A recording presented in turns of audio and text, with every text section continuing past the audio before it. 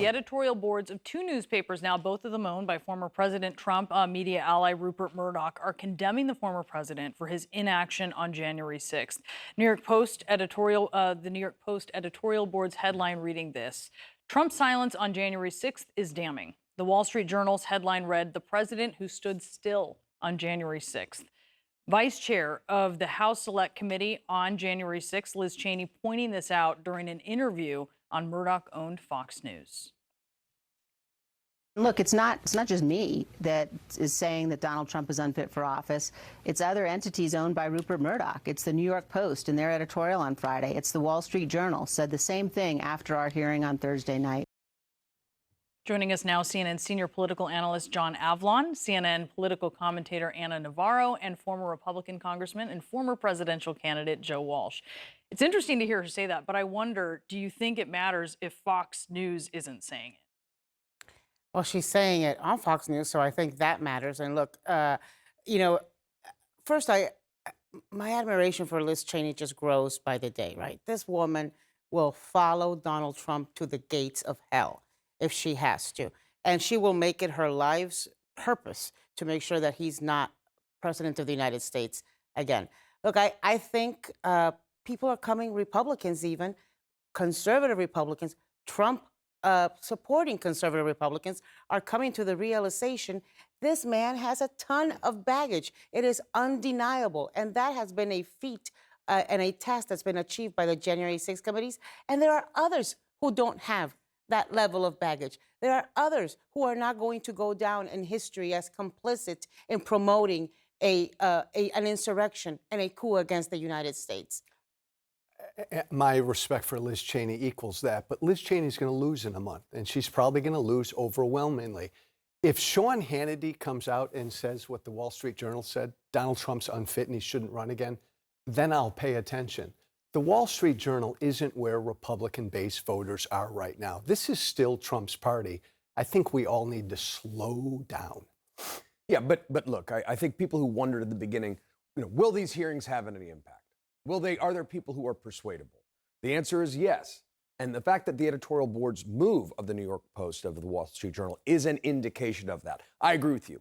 This has maximum impact when that jumps over to Fox News. But the fact that the New York Post is saying he is unfit to be president again, that's stark language. The fact that the Republicans who've testified under oath at the committee have moved this bar in terms of people saying, Donald Trump is not fit because his actions are the worst nightmare of the founding fathers. By the way, I agree with you.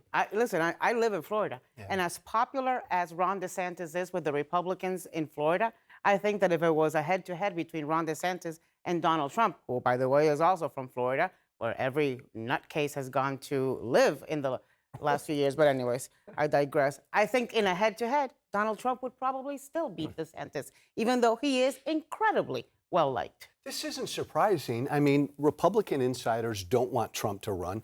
Donors don't want Trump to run. My former colleagues don't want Trump to run. The Wall Street Journal, much of conservative media, doesn't want Trump to run.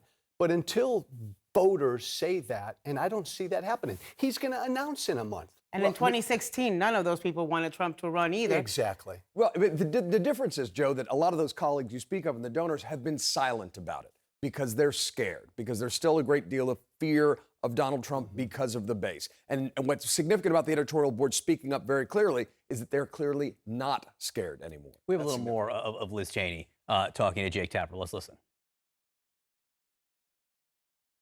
I'm fighting hard. No matter what happens on August 16th, I'm going to wake up on August 17th and continue to fight hard to ensure Donald Trump is never anywhere close to the Oval Office ever again. If you end up losing your job in Congress because of your work on this committee, it will have been worth it to you?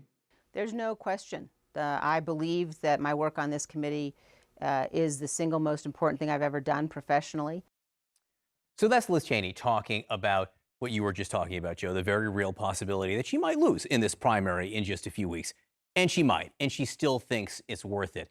My question is, which gets to what we were talking about beforehand, do you think Donald Trump entering the presidential race freezes the race, keeps other candidates out? Because people are running now. I mean, Mike Pence is running Hasn't announced yet. I'm not making an announcement on behalf of Mike Pence for an official committee, but he's doing what you need to do to run for president now.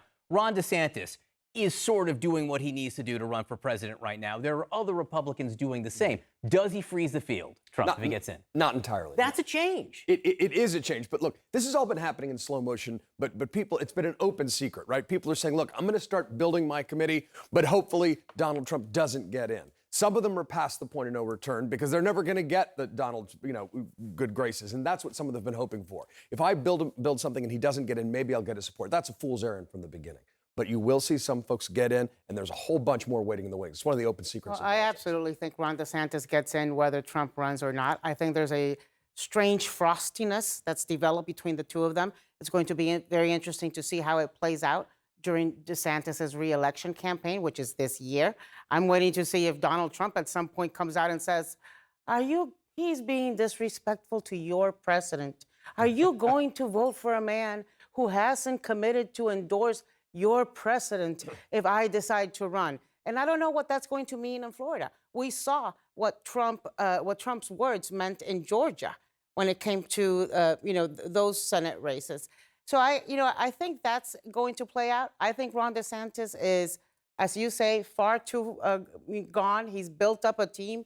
If he wins decisively in Florida this year, I think Ron DeSantis is running regardless of what Trump does or doesn't do. Call me crazy. I think Trump clears the field. This is still his party. John, you're right. Everybody's positioning themselves.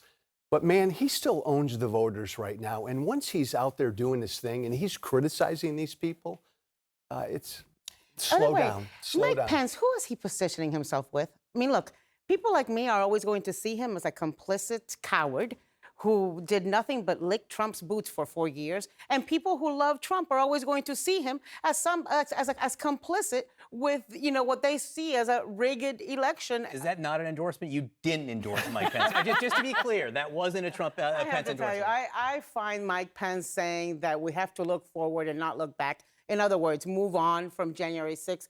So offensive after we heard his Secret Service calling their families to say goodbye on January 6th. If nothing else, he owes that detail that risked their lives to save him much more respect. There's no Trump-Pence split in the party. Pence has no constituency among Republican voters. Well, I so think his family will still vote for him. Yes. Yeah. to that point, I mean, Pence has a big appearance in D.C. today.